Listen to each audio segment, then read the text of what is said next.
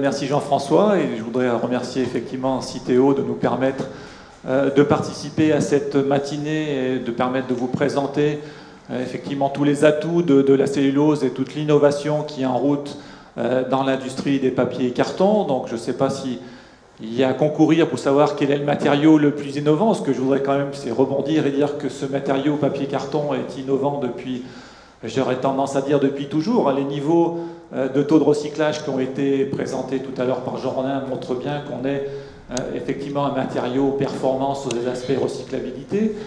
Si on élargit les produits papier-carton à l'ensemble des papiers-cartons mis sur le marché, pas uniquement ceux qui sont effectivement mis sur le marché pour les ménages, bon, on est déjà à des taux de recyclage encore plus élevés, de l'ordre de 70%, et un certain nombre de produits papier-carton sont effectivement fabriqués quasiment essentiellement à partir de fibres recyclées.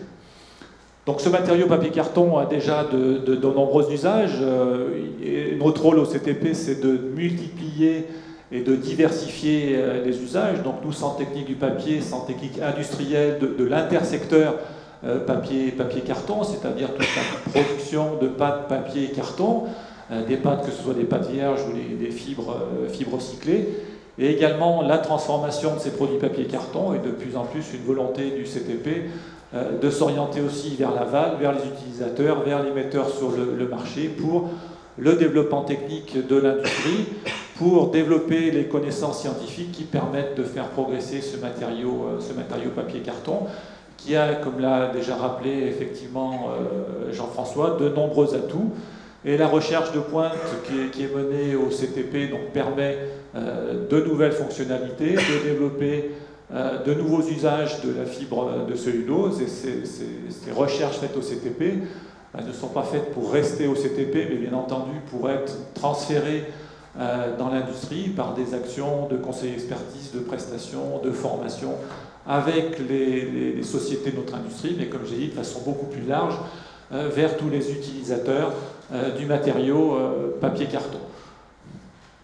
Quelques chiffres sur le CTP, donc 120 personnes, un chiffre d'affaires de 11 millions d'euros et de nombreux experts dans l'ensemble des domaines qui concernent, comme j'ai déjà dit, la production, mais aussi l'utilisation de ces produits papier-carton. Le CTP il ne fonctionne pas tout seul, il est dans un modèle collaboratif au sein d'un écosystème d'innovation avec l'ensemble de la profession, l'ensemble des organisations professionnelles et des sites industriels. Également, je dirais, s'appuie sur un réseau de scientifiques, en particulier le réseau Carnot-Pollinat sur Grenoble, où il y a vraiment de nombreux instituts qui travaillent sur la fibre de cellulose. Bien entendu, comme l'a rappelé Jean-François, nous sommes en lien direct avec l'éco-organisme Citeo pour avancer effectivement sur l'amélioration des propriétés de ces papiers cartons. Et sans reprendre dans le détail, nous avons aussi de nombreuses activités au niveau européen et au niveau des pôles de compétitivité. Le CTP s'inscrit effectivement avec une feuille de route d'innovation pour les produits papier-carton, pour développer des matériaux cellulosiques qui vont être amenés à répondre à un certain nombre de fonctionnalités. Donc les produits cellulosiques classiques sous forme de bobines de feuilles que vous connaissez, mais de plus en plus aussi l'utilisation de la fibre de cellulose sur des formes 3D, en particulier dans le domaine de l'emballage, et pour répondre à un certain nombre de besoins du marché, de produits plus légers, ça a déjà été évoqué, plus résistants. Également dans le domaine du graphique, ce support d'information peut devenir de plus en plus interactif. On a au CTP une forte activité dans le domaine de l'impression sur notre centre notre entité qui est sur Douai, sachant que l'essentiel du CTP est situé donc, comme j'ai dit, à Grenoble. Et donc c'est cet aspect également électronique imprimé qui permet de donner de l'interactivité à ce produit papier-carton. Donc je ne détaillerai pas aujourd'hui ces aspects-là, mais c'est aussi un domaine d'activité important pour le CTP. Le point sur lequel j'insisterai le plus ce matin, c'est la notion de propriété barrière. Bon, Jean-François a évoqué ce sujet-là. Il faut effectivement protéger le produit qui est emballé, en particulier dans le domaine du contact alimentaire, et donc on se préoccupe bien entendu de la sécurité du consommateur et de l'aptitude au contact alimentaire. Donc cette feuille de route inclut l'ensemble du cycle de vie des produits papier-carton. Donc effectivement, ce produit biosourcé qui a de bonnes, je dirais, aptitudes de recyclabilité. Dans le domaine des papiers graphiques, on va aussi vers la désancrabilité de ces produits papier carton pour permettre de produire à nouveau des papiers à usage graphique. La biodégradabilité qui peut, je dirais, être également mesurée par des tests de compostabilité qu'on peut faire au CTP et globalement maîtriser l'ensemble des impacts environnementaux sur le cycle de vie des produits papier carton. Je commencerai par quelques mots sur justement l'utilisation de la fibre de cellulose pour des produits de forme 3D, sur lesquels il y a déjà, je dirais, des utilisations importantes dans les utilisations classiques que vous connaissez de la cellulose moulée, sur les boîtes à œufs ou ce type de produits, mais on souhaite aller beaucoup plus loin dans l'utilisation de ces produits, de ces formes 3D, en répondant aux attentes du marché qui demandent des produits avec des formes plus complexes, des surfaces plus lisses, plus attrayantes, une bonne résistance de ces produits. Et donc sur l'ensemble des travaux que nous menons dans le domaine de l'innovation, donc on situe un petit peu le développement, le niveau de développement, le niveau de maturité de ces différentes actions sur ce qu'on appelle les échelles TRL de maturité des procédés. Donc le CTP est impliqué dans l'ensemble du processus de recherche, de la partie recherche de base, développement, mise en place de pilotes, puis passage à la situation industrielle. Donc pour chacune des innovations que je vous présenterai ce matin, je vous montrerai un petit peu où on en est. On a parlé de produits pour demain ou après-demain. Vous pourrez, je dirais, situer un peu le niveau de développement. Sur ces développements cellulose 3D, on a déjà un certain nombre d'acteurs qui souhaitent aller vers des formes très complexes, par exemple la bouteille, on parle beaucoup de la bouteille plastique. Bon, pour l'instant, on est sur des développements de recherche de base, mais on est déjà capable de produire ce type de bouteille. Carlsberg, je dirais, s'est engagé dans cette voie, et le CTP est aussi impliqué dans ces développements avec des partenaires danois. Donc sur des prototypes, sur ce type d'application, bouteille en fibre de cellulose. Sur les applications plus classiques, je dirais, de forme de barquette, bon là le CTP, je dirais, a des pilotes, et il y a un certain nombre de développements pour permettre de produire justement ces produits-là, avec des cadences plus élevées, puisque c'est vrai que c'est un petit peu un frein du développement de cette technologie, augmentation des cadences, maintien de la recyclabilité, et application potentiellement sur ces produits en forme 3D de traitement qui permettent par exemple d'obtenir les propriétés barrières dont je parlerai tout à l'heure. Sur les aspects produits plus légers, produits plus résistants, un exemple également dans le domaine des supports d'information, puisque là on vous a parlé de fibre de cellulose, mais c'est vrai que la fibre de cellulose c'est quelque chose qui est très diversifié, qu'elle soit fibre vierge, fibre recyclée, en fonction du type d'essence utilisée, des périodes de croissance du bois, on va avoir dans le mélange initial un certain nombre de fibres, de longueurs différentes, de tailles différentes. Et donc le CTP a développé à partir d'outils qui sont utilisés classiquement dans les procédés papier, de séparation des différents types de fibres. On est capable, comme vous le voyez donc sur l'image, de séparer les longueurs la composition initiale dans différentes longueurs de fibres en allant jusqu'à la fraction fine. Et toute l'idée, je dirais, du CTP, c'est ces différentes fractions, de les utiliser au mieux dans ce qu'on appelle, je dirais, une production stratifiée, c'est-à-dire que vous allez mettre au bon endroit la bonne partie du matériau initial dont vous disposiez, ce qui permet de produire avec des grammages plus faibles des résistances équivalentes ou éventuellement, si on veut, à propriété équivalente, utiliser moins de matière. Donc sur ces travaux, on a actuellement des choses en cours avec Citeo, justement, sur la production de papier magazine avec des teneurs en fibres issues de pâtes désancrées plus importantes, donc avec effectivement des diversités de composition de cette fibre issue de la fibre recyclée, et avec les bons choix et la bonne répartition. Donc on a fait récemment des essais sur une machine pilote avec des partenaires scandinaves pour produire ce type de produit avec des taux de recyclage plus importants que ce qui peut être fait actuellement. Donc je viens de venir, je dirais, au sujet, je dirais, important sur cette notion de propriété barrière, en particulier dans tout ce qui est emballage de produits alimentaires. Il y a ce qu'on appelle la notion de migration du contenant et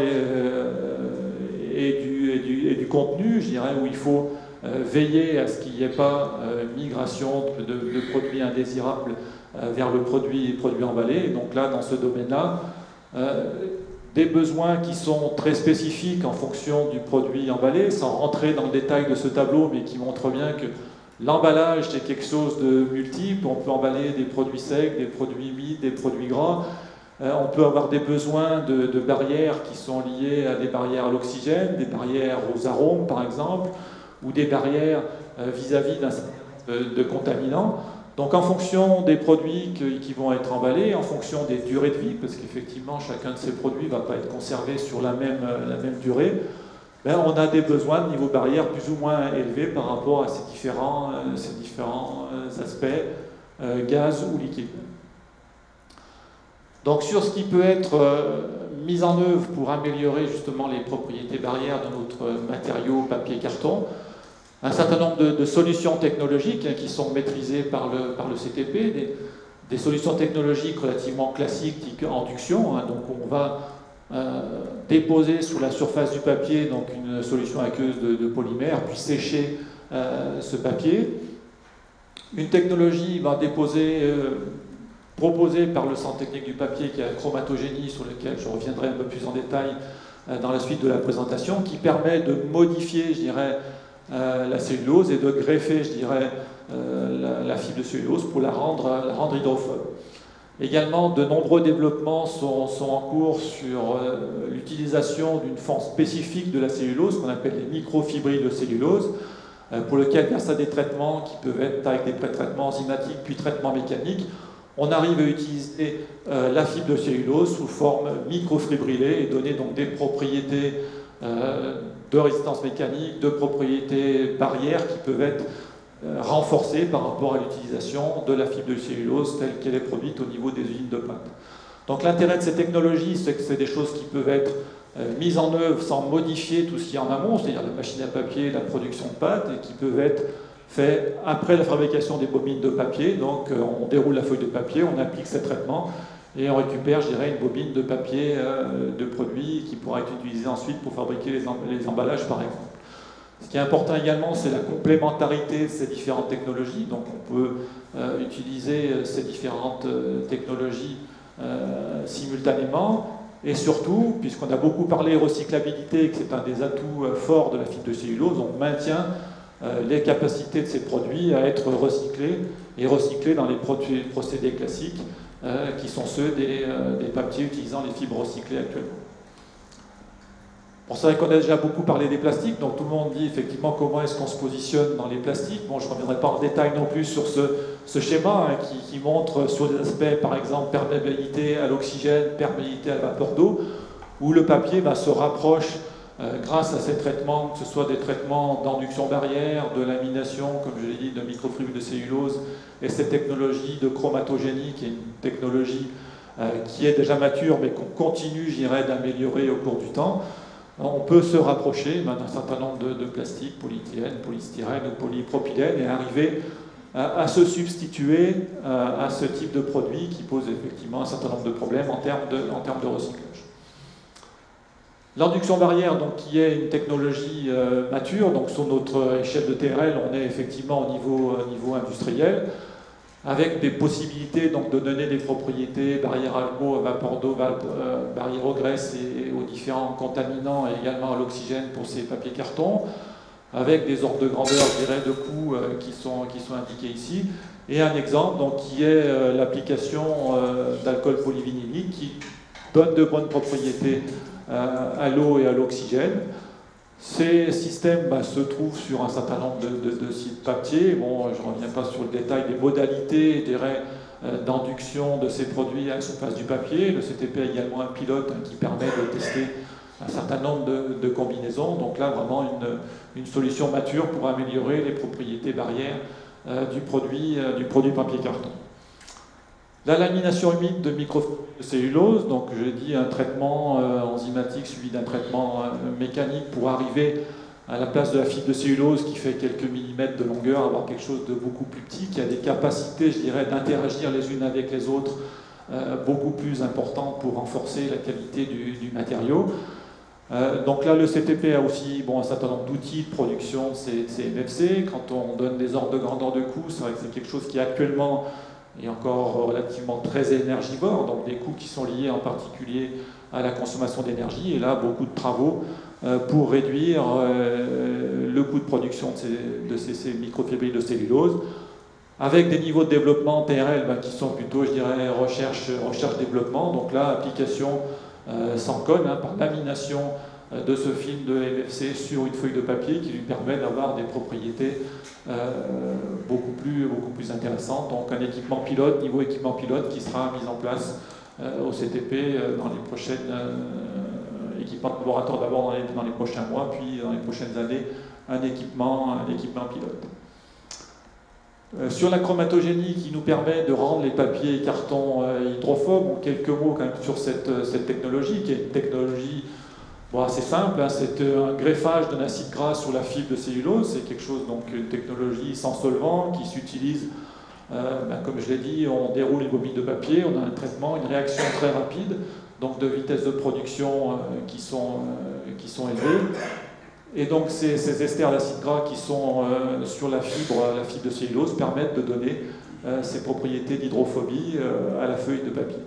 Donc là, une machine pilote au CTP, vous avez le schéma qui est représenté en bas, on voit bien un système déroulage à roulage avec quelque chose qui est très court, donc un transfert et un chauffage pour obtenir cette réaction d'estérification. Donc ce pilote a amené, je dirais, des développements industriels. Donc on a 2 machines industrielles en Corée avec des partenaires locaux. Donc c'est eux qui ont, je dirais, sauté le pas le plus vite sur ces développements technologiques avec la production, par exemple, de papier pour sac de compost. Ils ont également des développements sur ce qu'on appelle les supports des étiquettes auto-adhésives, la partie siliconée, pour se substituer à ce type de produit. Donc là, on est à des niveaux de développement, des niveaux de maturité entre le pilote et l'industriel en fonction du type de produit que l'on souhaite fabriquer. Et ça, ce sont des choses qui peuvent, je dirais, être mises sur le marché rapidement. Donc en résumé, toujours ce tableau peut être un petit peu complexe, mais pour vous montrer effectivement qu'on a des solutions par rapport à ces besoins de propriétés barrières des produits papier et carton en fonction de ce qui est, je dirais, les éléments essentiels. Barrière aux graisses par exemple, on peut être une alternative au cire, aux paraffines, également aux produits fluorés qui peuvent être utilisés dans certains cas. Également donc une substitution aux produits plastiques, que ce soit, comme je l'ai dit, les polyéthylènes ou les polystyrènes. Et en fonction des besoins, on est capable d'associer les différentes technologies. Bon, la chromatogénie seule, comme je l'ai dit, pour une simple barrière à l'eau, mais cette combinaison de lamination humide de MFC et de chromatogénie avec induction d'acide polyvinyle qui permet d'avoir d'excellents résultats en termes de produits barrières. Et quand on dit ça, c'est des choses qui sont disponibles aujourd'hui. Et dans les développements que l'on a en cours sur la chromatogénie, pour augmenter ce qu'on appelle les densités de greffage sous votre produit papier carton, on vise vraiment des très hauts niveaux de barrières sur l'ensemble de ces paramètres. Donc sur ces aspects barrières, sécurité, aptitude au contact alimentaire, forcément se pose la question de comment gérer l'aptitude au contact alimentaire et quelles seront les actions que vous aurez à mener si vous souhaitez mettre en place ce type de produit.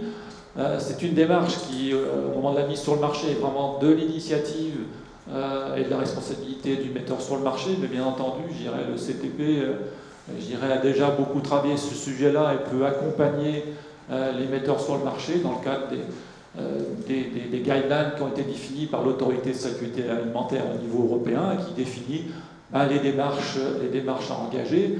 Donc sur ce qui est toute l'identification, la caractérisation des matières utilisées, là c'est quelque chose qui est très bien maîtrisé et avec vous, on peut évaluer en fonction des produits que vous voulez emballer, des durées de stockage, du type de produit, évaluer les migrations potentielles pour vous montrer les tests qui sont à réaliser sur les produits pour obtenir ces certificats d'aptitude au contact alimentaire.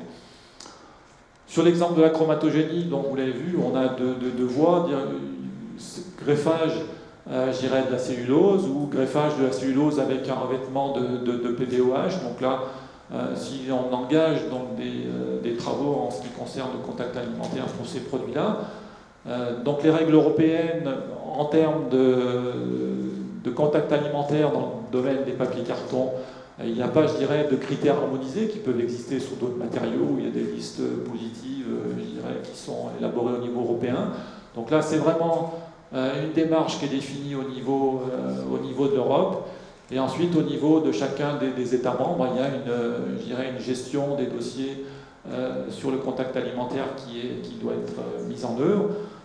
Certains pays, par exemple comme l'Allemagne, ont défini un certain nombre de listes positives. Les Italiens, les Hollandais également. Ce n'est pas une démarche qui pour l'instant est engagée en France. Pour qu'effectivement la cellulose greffée puisse être je dirais, utilisée dans vos produits pour le contact alimentaire, le CTP, on a déjà fait un certain nombre de tests préliminaires qui sont satisfaisants pour aller je dirais, montrer les possibilités d'utiliser ces produits sur des emballages pour contact alimentaire. Le PVOH, donc l'acide, l'alcool polyvinylique, pardon, est déjà dans la liste positive au niveau du BFR, donc l'Institut allemand. Bon, aux États-Unis aussi, c'est les polyvinylstérates qui sont des produits de greffage qu'on retrouve sur le papier, sont aussi sur les listes positives. Donc, de nombreux signaux positifs qui nous montrent qu'on n'aura pas, je dirais, normalement de difficultés à mettre en place ces démarches et ces dossiers. De la même façon, bon, en Allemagne, il faut effectivement déposer ce dossier directement auprès de l'organisme BFR. En France, c'est des choses qui doivent être tenues à disposition de la DGCCRF. Donc on pourra faire avec vous, je dirais, ces dossiers en cas de demande de contrôle au niveau de la DGCCRF. Donc des choses qui peuvent se faire, je dirais, dans des délais raisonnables pour constituer ces dossiers pour les mises sur marché que vous envisagez. Donc quelques exemples d'applications sur des barrières qui sont effectivement difficiles, barrières à l'eau, barrières aux graisses, qu'on est capable d'obtenir avec ces technologies à des coûts compétitifs. Bon, par exemple, un exemple des gobelets qui fait beaucoup parler, je dirais, ces derniers temps, avec, comme on l'a dit souvent, des complexes plastiques, papier, carton, donc là en l'occurrence polyéthylène, carton, polyéthylène, si on a besoin effectivement de barrière à l'eau des deux côtés du gobelet, avec d'autres produits cellulosiques qui apportent lui la performance mécanique, la stabilité, je dirais, dimensionnelle du gobelet. Donc la démarche qui est proposée ici, c'est de substituer effectivement ces deux couches de polyéthylène par, je dirais, du papier avec une couche d'alcool polyvinylique et ce traitement de greffage par chromatogénie. Donc le PVOH qui lui est un polymère, je dirais, biodégradable, donc on obtient un gobelet compostable, recyclable, des choses qu'on est capable, je dirais, avec vous de faire à relativement court terme. Une étape suivante serait d'aller vers un produit 100% ressourcé en ayant l'utilisation, donc en substitution du PVOH, donc ce film de microfibrilles de cellulose, qui nous permet d'obtenir les bonnes propriétés barrières, et là on produit 100% biosourcé, recyclable et compostable. Autre exemple, par exemple des alternatives à tout ce qui est les papiers boucherie. Serge, j'ai une question, mais je pense qu'on va peut-être la garder pour après. Je pense qu'on fera les questions à la fin. Donc, qui permet avec ces traitements, ces produits traités par chromatogénie et alcool polyvinylique, également de se substituer à ce type de produits, qui peuvent être des produits complexes, parfois papier boucherie, une feuille de papier, une feuille de plastique, avec toujours cette notion de produits recyclables et compostables. Donc en conclusion, quelques exemples présentés aujourd'hui sur comment créer un monomatériau cellulosique qui réponde aux propriétés barrières qui sont demandées par le marché, pour obtenir des propriétés qui répondent aux besoins qui sont actuellement couverts par le matériau plastique. Mais bon, au CTP, on a de nombreuses autres idées sur des développements technologiques avec nos experts qui sont à même de répondre effectivement aux besoins du marché. On voit qu'on a des opportunités d'assez court terme de développement de produits en partenariat donc avec l'ensemble des industriels de l'insert secteur papier-carton et également avec effectivement en collaboration avec Citeo, avec des prochaines étapes qui sont pour nous effectivement aller vers l'industrialisation avec des metteurs sur le marché de ces produits à base de cellulose qui ont des propriétés adaptées aux besoins du marché. Je vous remercie. Merci beaucoup, Frédéric. J'imagine que ça va suffire. questions. Et on va avoir le luxe aujourd'hui d'avoir du temps pour les questions, donc c'est très bien. Serge Andrès, là, et puis je crois que Jean aussi avait des questions. Oui, ça rejoint une conversation qu'on a eue tous les deux il n'y a pas si longtemps que ça, parce que c'est une question que je traite depuis un bon moment, la recyclabilité réelle des gobelets. Parce qu'on dit que c'est recyclable, mais donc d'abord, c'est pas séparé à la source, puisque c'est mélangé souvent en reste. Donc dans des procédés conventionnels de recyclage, est-ce que ces gobelets standards aujourd'hui sont réellement recyclables? Alors je ne sais pas si tu veux répondre, moi je peux déjà dire que dans les technologies, bon, on est capable de montrer que la partie fibre est récupérable et peut être introduite dans les procédés papier. On a au CTP un certain nombre d'outils qui permettent de vérifier que dans les acceptés, on retrouve, je dirais en quantité, importante, les fibres qui sont initialement dans les gobelets. Après, effectivement, avec la partie plastique qui doit être gérée par le recycleur. Si des masses de ces gobelets arrivaient dans nos procédés de recyclage, ce serait avec l'effroi, parce qu'on serait obligé d'arrêter notre procédé de recyclage. Ça crée une telle charge parce qu'on a une matière qui est exprimée en poids, mais là, ça se traduit dans ces effets par la surface. Donc on a des mètres carrés de matière qui arriveraient dans nos procédés de recyclage et on serait incapable de recycler massivement ces gobelets. Alors je vais compléter la réponse. Donc il y a les gobelets avec pellicule HPE sont recyclables. Et la position de Citeo est claire là-dessus. Et on a un organisme qui s'appelle le CEREC qui évalue la recyclabilité et qui a conclu sur plusieurs analyses à la recyclabilité, c'est-à-dire que la fibre est effectivement récupérée. Le pellicule HPE, lui, n'est pas recyclé en tant que tel, mais la fibre qui est l'essentiel de la composition est récupérée. Ensuite, la question c'est, est-ce que un lot complet de gobelets qui arriverait chez un recycleur, est-ce que ça pose des problèmes ou pas au recycleur? Il y a la norme européenne qui définit les classes de papier et carton récupérés, EN 643 pour ceux qui voudront chercher, a créé une sorte de papetière dédiée aux gobelets, là pour identifier des lots constitués uniquement de gobelets. Ces gobelets sont recyclables, mais par contre, tous les papetiers ou tous les cartonniers recycleurs ne peuvent pas forcément faire face à des lots complets. Donc, il y a des usines qui sont totalement capables de recycler des lots complets de gobelets, mais ça ne veut pas dire que toutes les usines sont capables de le faire. Après, la plupart des cartonniers, parce que on sera surtout dans le monde du carton, recyclage pour produire du carton d'emballage, sont capables de faire face à la présence de gobelets dans les matières premières, mais pas forcément en lot unique ou uniforme de gobelets. Donc les gobelets PE avec pellicule HPE sont recyclables. Le niveau de taux de présence peut déterminer si c'est recyclable dans telle usine ou dans telle autre usine. Voilà. Le nombre d'usines qui sont capables d'accéder uniquement des lots de gobelets est moins important que celles qui sont capables de faire face à un taux de présence classique dans la collecte sélective.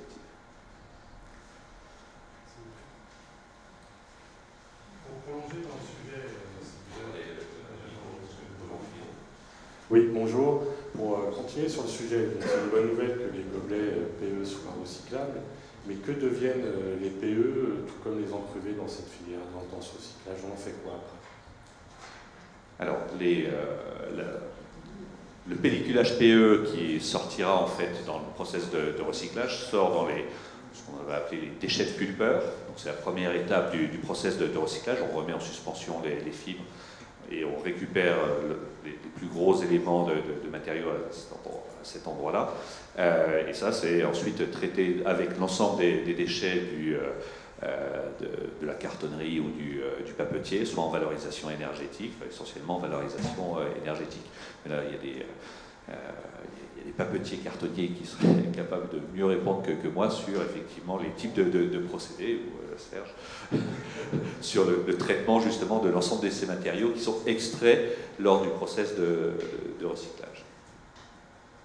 Excusez-moi, parce que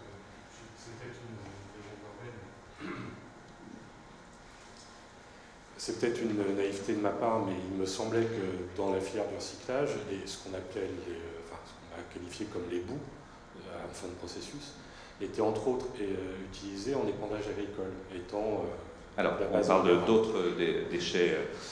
Ce qui peut aller vers l'épandage agricole, c'est ce qu'on appelle notamment les bouts de désancrage. Le process de désancrage n'est pas présent dans un process cartonnier, parce qu'on ne désancre pas. Donc là, moi je vais vous parler, les pellicules HPE sont dans les déchets de pulpeurs. Et là, vous avez plein de matériaux, dont des matériaux plastiques, et il est évidemment hors de question que ce soit orienté vers de l'épandage agricole. Donc là, c'est essentiellement orienté vers des chaudières pour production de l'énergie. Oui, je vais compléter, puisque nous sommes recycleurs dans le monde du carton ondulé, donc les cartons bruns, le packaging, l'emballage de transport. Et dans ces cas-là, les bouts qui sont produits, puisque nous en produisons aussi, sont des bouts de stations d'épuration. Donc l'essentiel de la station d'épuration est alimenté par les autres process, enfin d'usage de ces autres process. Donc c'est essentiellement la charge qui rentre, c'est essentiellement de l'amidon. Un carton, lorsqu'il est fabriqué, un carton ondulé, lorsqu'il est fabriqué, il contient à peu près 80 kg. À la tonne, ça veut dire à peu près 8% d'un carton, c'est de l'amidon. Donc lorsqu'on remet ça dans le recyclage, cet amidon va en station d'épuration, où ça alimente toute une flore bactérienne, et cette flore bactérienne associée à des charges minérales va constituer ce qu'on appelle des bouts. Voilà, donc après, effectivement, ces bouts vont pas en épandage direct, vont d'abord en compostage avant de partir en épandage. Voilà. Et par contre, au niveau effectivement des contaminants associés aux fibres, puisqu'on a moult, on a des colles, enfin des adhésifs en général, il y a des films plastiques, tout cela, il y a une valorisation thermique, ou alors il y a encore de l'enfouissement technique, c'est encore de l'enfouissement technique en décharge de type 2. Donc avec toute la problématique environnementale, avec toute la problématique aussi économique, puisqu'on paye des taxes là-dessus. De plus en plus, ça part en valorisation thermique pour produire de l'énergie dont le site a besoin, parce que faire du papier, c'est très énergivore, il faut sécher. Et donc une partie de l'énergie qui sert à sécher le papier est déjà produite par la station d'épuration elle-même. Le biogaz qui est produit en station d'épuration couvre à peu près 6 à 8% de l'énergie thermique. Et les usines de plus en plus intégrées au niveau de la valorisation des sous-produits, une bonne partie de la vapeur est produite par combustion, donc de l'incinération de ces matières plastiques. Peut-être si je peux rajouter quelques mots sur la partie bout, on a effectivement, c'est bien sur le traitement des eaux dont on parle, où on récupère, je dirais, des résidus de fibres, également de matières minérales, carbonate de calcium, qui sont aussi des produits qui sont enduits à la surface du papier, qui ont des propriétés, je dirais, tout à fait intéressantes en termes d'utilisation d'un rendement agricole, en particulier dans les zones où on a des sols acides pour corriger le pH des sols. Donc on parle vraiment de deux filières différentes. Et sur la côté déchets solides, il y a effectivement une démarche d'utilisation de ces produits-là en termes de combustible solide de récupération. Et là, les pouvoirs publics ont mis en œuvre un certain nombre, je dirais, de mécanismes de soutien, et les papetiers s'inscrivent aussi dans cette démarche-là pour produire ces combustibles et utiliser ces combustibles pour leurs propres besoins. Moi j'ai juste en fait j'ai deux questions, un peu de béotien aussi. C'est mon gobelet, en fait si j'ai une collecte de papier carton, en fait est-ce que demain effectivement donc, je peux mettre mon gobelet avec le papier carton? Donc la réponse à ça est donc oui, même avec la petite couche de PVOH. Donc, voilà, alors c'est quoi? C'est ça, parce que si c'est du PE, c'est non, si c'est du PVOH... Le PVOH, comme je dis, c'est un polymère qui, lui, va être, par rapport au polyéthylène, biodégradable. Quand on a parlé tout à l'heure, effectivement, d'utilisation d'amidon, par exemple, dans le process papier. Donc, on a déjà des stations d'épuration qui sont capables, je dirais, de traiter l'amidon qui se retrouve, je dirais, sur la partie eau. Donc, avec le PVOH, on aura la même problématique et la même capacité à avoir une biodégradation de ce produit. Et la partie fibre, elle repartira effectivement vers le processus. Et le PVOH est déjà quelque chose qui est utilisé de façon assez courante. Alors, bon. Si c'est des filières, parce que la norme européenne dont on parlait tout à l'heure, la EN 643, est une norme commerciale. Elle est essentiellement commerciale. Donc il y a une cinquantaine de sortes de vieux papiers, entre guillemets, sur le marché. Sur ces 50 sortes, nous en consommons 5-6. Si, au départ, par des mécanismes de tri soit tri par le consommateur qui met ça dans une filière donnée, soit par des équipements qui arrivent à trier, on arrive à diriger ces sortes-là vers, mettons, les emballages type Tetra Pak, où là on a des procédés dédiés pour recycler. C'est autre chose. Oui, mais c'est un complexe en 2 ou 3, voilà. Si vous mettez ces gobelets où il y a également, après faut-il que ce soit le même polyéthylène que le Tetra Pak, de manière à ce qu'on puisse récupérer les fibres d'un côté, le polyéthylène de l'autre et l'aluminium encore par une tierce voie. Donc si on arrive à les installer dans cette filière-là, là c'est complètement recyclable. Mais dans nos procédés standards de fabrication de papier pour les caisses en carton ondulé, c'est recyclable aujourd'hui. Ça part avec les déchets. Ok. J'ai juste une autre question. Pour quand la bouteille de bière en fibre cellulosique, c'est quand? C'est dans 1 an, dans 2 ans ou dans 10 ans? Non, je pense que j'ai dit, on est plutôt quand même dans des niveaux de TRL relativement bas, c'est plutôt à un horizon au moins 3 ans, on va dire. 3 ans. Ouais. D'accord. Merci beaucoup. Moi j'avais une question toujours sur le recyclage, mais sur le traitement par chromatogénie, c'est ici.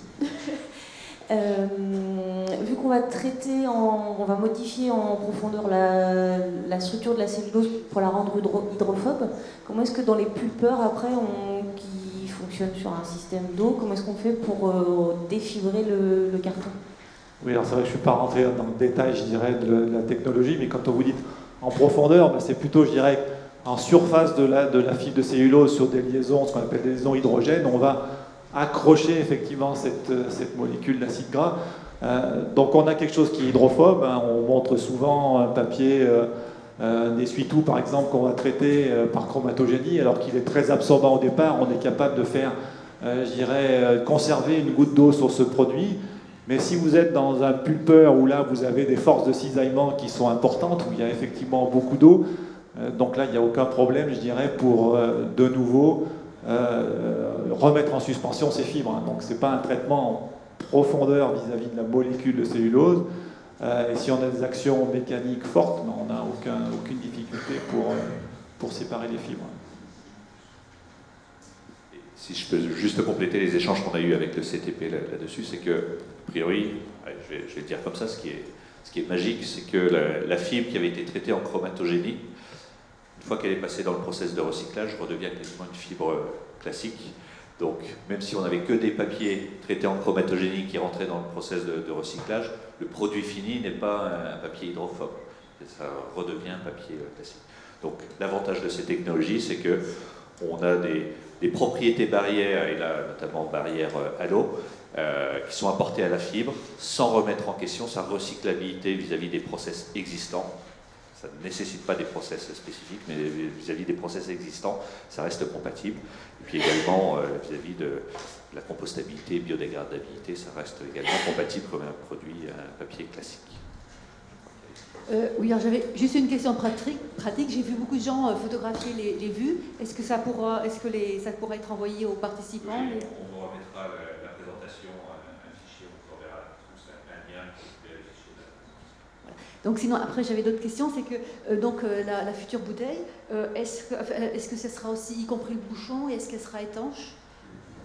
Donc étanche, bien sûr, sinon le patron de Carlsberg ne va pas être content si les clients arrivent avec des bouteilles vides, mais d'où le défi, même de tenir à gérer avec des niveaux de pression qui ne sont pas très élevés, mais qui sont quand même significatifs. Donc on est bien sûr globalement la bouteille et on travaille aussi sur le bouchon. Alors peut-être que là, le bouchon, il faudra éventuellement peut-être un petit délai aussi. Est-ce qu'il faudra la pellicule aluminium ou est-ce que... Non, l'objectif est bien justement de rester sur le monomatériau, hein, donc avec des systèmes de formation de cette bouteille que je ne peux pas donner en détail, et du traitement, je dirais, intérieur pour permettre d'obtenir l'étanchéité et la tenue à l'eau.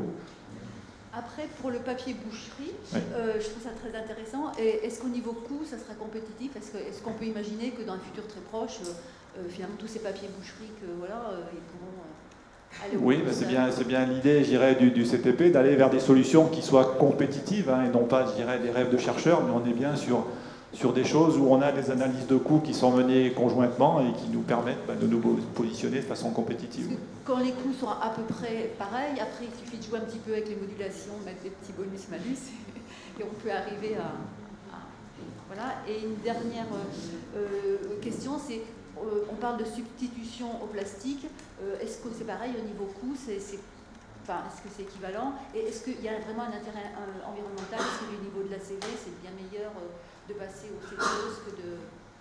Oui, je dirais déjà le premier élément, c'est qu'on reste bien sur un matériau 100% biosourcé, hein, donc on n'est pas sur du produit fossile. On a sur des traitements, hein, qui ne nécessitent pas, pour ce qui est de la chromatogénie, par exemple, des consommations d'énergie très importantes. Donc on est globalement, effectivement, à des empreintes environnementales qui sont nettement plus favorables.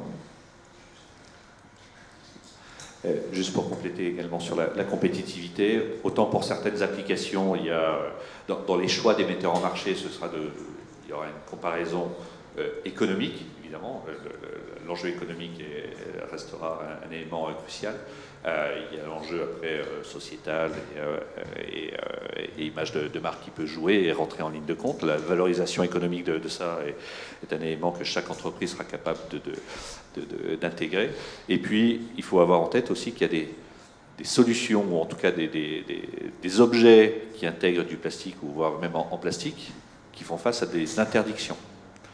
Donc la compétitivité par rapport à la solution plastique, pour certains marchés, elle se jouera plus là. C'est est-ce qu'effectivement, il y a des solutions alternatives parce qu'il y a bien un service à apporter. Oui. Bonjour.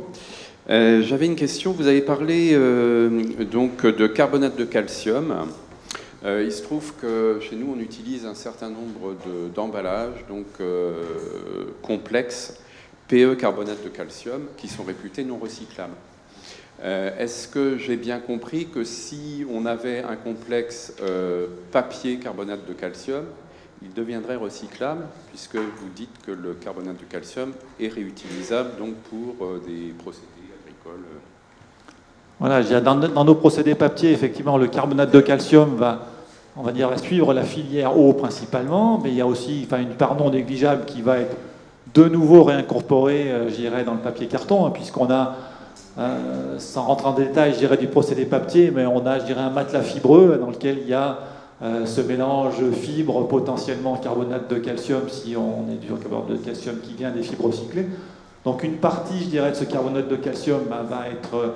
il y aura une rétention, ce qu'on appelle la rétention de ces produits-là dans la feuille de papier elle-même. Donc de nouveau, je dirais, repartira dans le produit papier carton.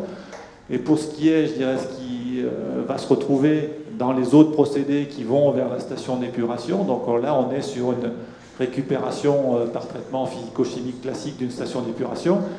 Et on a donc ce carbonate de calcium qui a des atouts, je dirais, en tant que fertilisant, mais qui n'est pas après réincorporable dans une filière, par exemple, de production de carbonate de calcium plastique dont vous parlez. Je dirais, on n'aurait pas une pureté suffisante pour se réintroduire dans ce type de procédé. On est bien sur une économie circulaire et un retour au sol de ce carbonate de calcium. Pour l'instant, on n'envisage pas, je dirais, de spécifiquement retirer le carbonate de calcium. On a parlé d'amidon tout à l'heure, on a un certain nombre de projets pour tenter justement de récupérer l'amidon avant qu'il soit dégradé de façon biologique au niveau de la station d'épuration. Mais pour l'instant, sur ce carbonate de calcium, je dirais qu'il y a eu un certain nombre de projets de récupération, ce qu'on appelle les charges minérales, après traitement, etc. Pour l'instant, on est encore loin, je dirais, de la phase industrielle. Je complète encore, et puis après il y aura deux questions, les deux dernières questions. On a beaucoup de temps de questions, il faudra aussi qu'on avance. J'ai cru comprendre dans votre question que vous aviez des solutions avec un mélange d'une résine PE, j'imagine, et qui intègre du carbonate de calcium, une charge minérale. En fait, il faut la différence. On ne peut pas comparer dans le process de recyclage un papier chargé avec de la charge minérale, son comportement dans le recyclage, avec une résine PE chargée en charge minérale. Dans le papier, il y a des liaisons qui ne sont pas si fortes que ça entre la charge minérale et la fibre, c'est-à-dire que quand on va remettre en suspension, la fibre et la charge minérale va avoir tendance à se séparer. On va récupérer la fibre et après on est capable après de traiter ou d'évacuer la charge minérale. Dans le plastique, une fois que la charge minérale est dans la résine, les process de recyclage mécanique, pour l'instant en tout cas, ne permettent pas d'enlever cette charge. Donc ça reste un plastique chargé, et le plastique chargé peut intéresser certaines filières, mais peut ne pas en intéresser d'autres. D'où la problématique. La problématique est complètement différente, même s'il y a le même matériau à un moment donné. Oui, bonjour, je voudrais revenir sur le gobelet carton. Vous parliez tout à l'heure de tendre vers un gobelet compostable. Est-ce que ce serait du compostable industriel ou individuel? Est-ce que c'est une précision que j'aimerais avoir? Et puis pour Citeo, en fait vous parliez au début des difficultés de collecte de certains emballages plastiques, et finalement ces plastiques sont recyclables. Finalement, si on change la matière pour du carton, le problème de la collecte ne sera pas résolu pour autant. Ce que je veux dire, c'est que même si le carton peut-être est moins nocif pour l'environnement, il sera toujours dans la nature ou dans les océans. Oui, sur la partie compostabilité, chez nous au CDP, on a une plateforme effectivement de tests de compostabilité qui se rapproche plutôt du compostage industriel. Bon, compte tenu, je dirais, du traitement qui est appliqué, on devrait sans problème être aussi compostable en compost individuel. Donc après, pour la partie... qu'est-ce que tu veux en prendre? Alors, déjà, qu'on se mette près de page, nous ne sommes pas en train de dire que les produits cellulosiques est la solution universelle à toutes les problématiques de tous les matériaux, y compris les plastiques.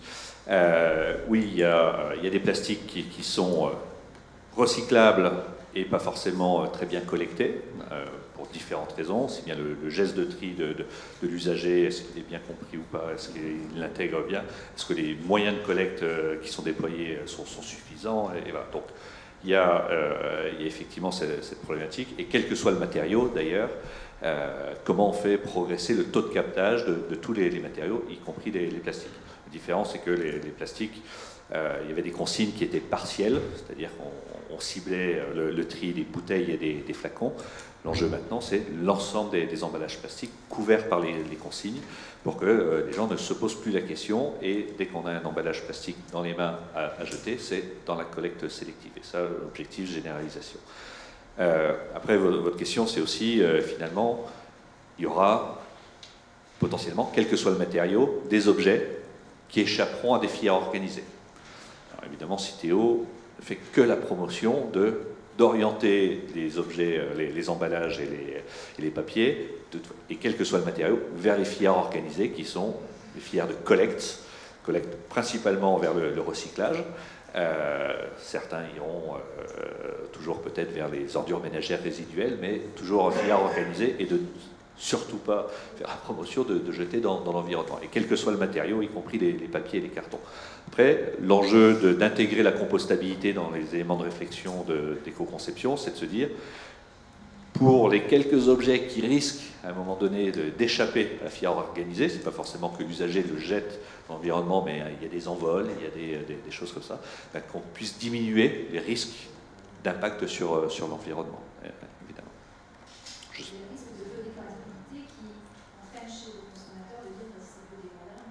Ah, mais de toute façon, quel que soit l'objet, quelle que soit la biodégradabilité, ne jamais jeter directement dans l'environnement, dans les filières organisées.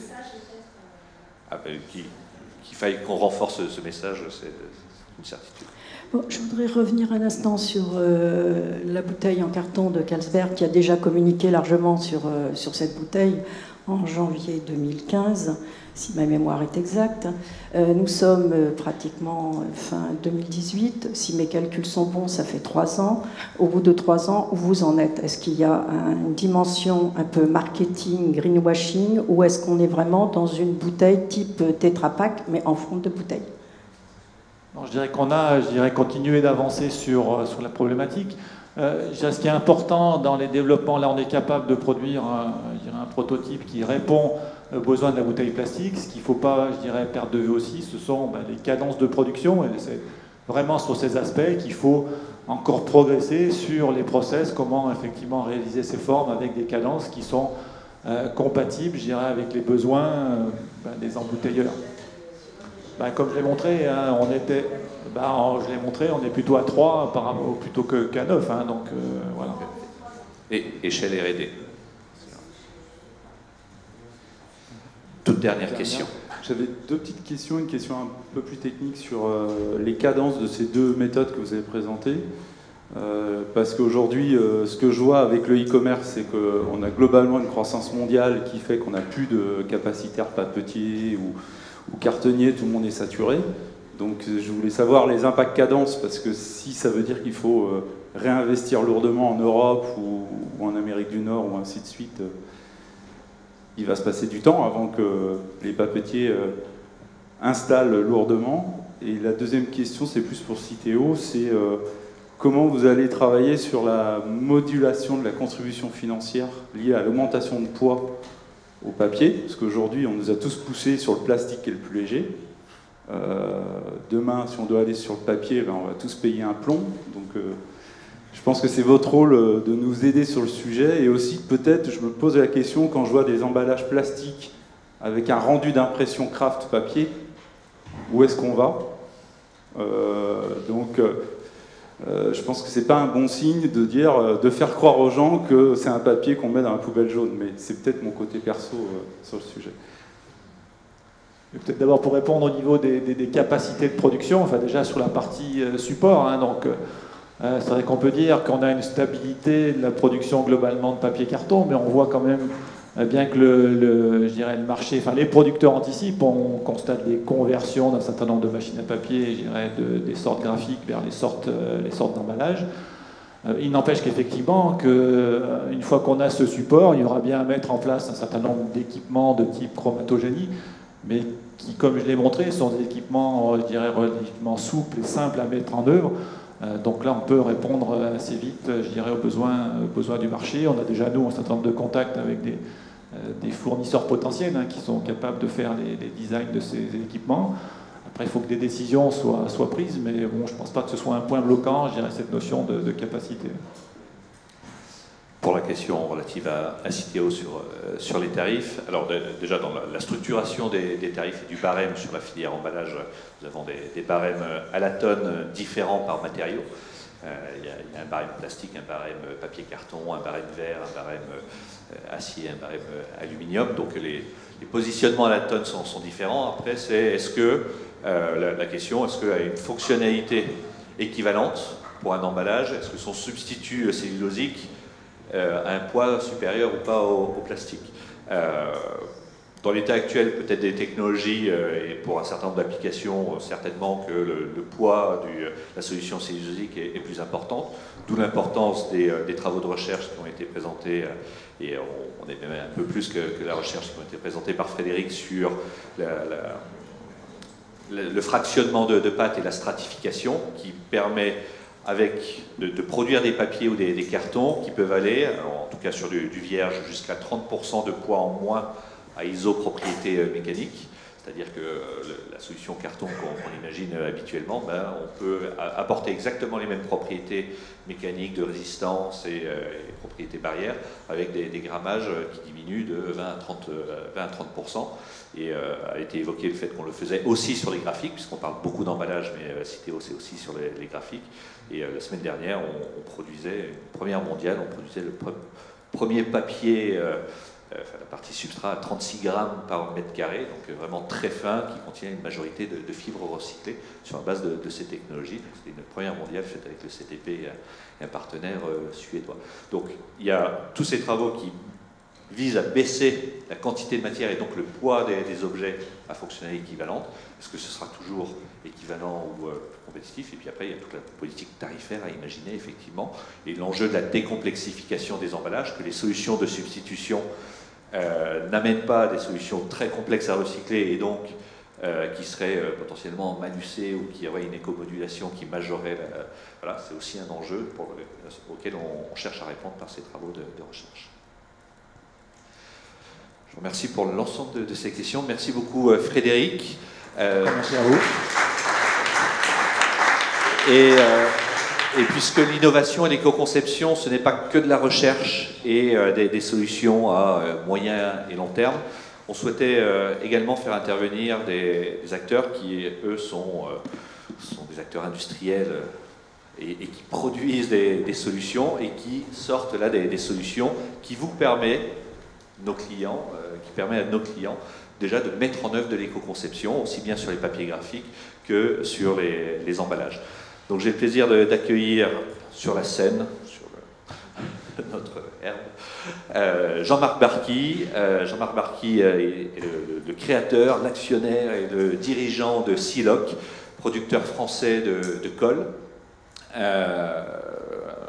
seul producteur français de colle, en tout cas indépendant, l'un des derniers, et qui va venir nous présenter toute sa démarche pour avoir développé, à partir, en se basant notamment sur des référentiels qu'on a pu élaborer chez Citeo et également en partenariat avec le CTP, des référentiels d'évaluation de la recyclabilité des colles vis-à-vis des process de recyclage papier-carton. Et on a créé un nouveau référentiel qui vient compléter un référentiel existant pour ouvrir justement les pistes de développement de colles non perturbatrices.